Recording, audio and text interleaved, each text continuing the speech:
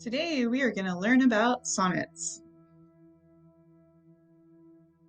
Our lesson objectives, we are going to learn what a sonnet is. We are going to read a sonnet and we will examine its structure. We will write a sonnet using a sonnet generator, and then we will present and share our sonnets. Some vocabulary to become familiar with. Poetry. What is poetry? It's the writing that creates an expression of feelings and ideas by the use of distinctive style and rhythm.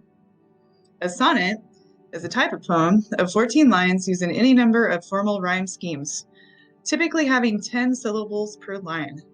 A stanza is a group of lines, otherwise known as a verse. Meter is the basic rhythmic structure of a line within a work of poetry.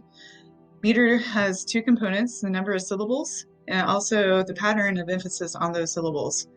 And then last but not least, rhyme is the correspondence of sound between words and the endings of words, particularly at the ends of lines of poetry. So now we're going to look at a sonnet. And remember, a sonnet has 14 lines, as you'll see right here in our example. It has 10 syllables per line, and we'll start up here at the first line and we will count the syllables.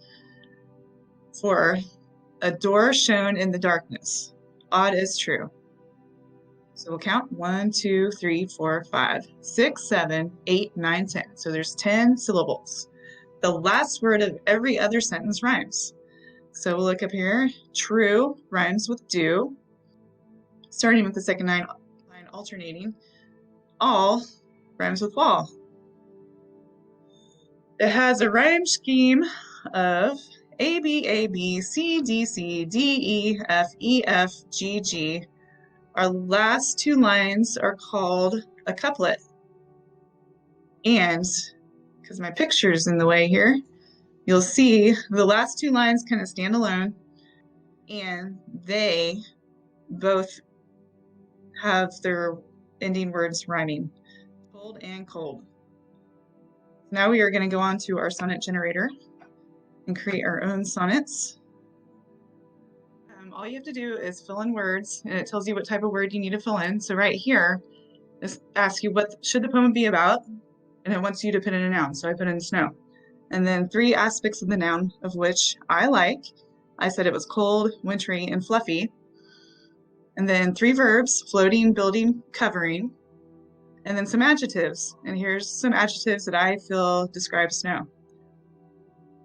And then I go down here and I type my name in, and then I click this. It says, write me a sonnet.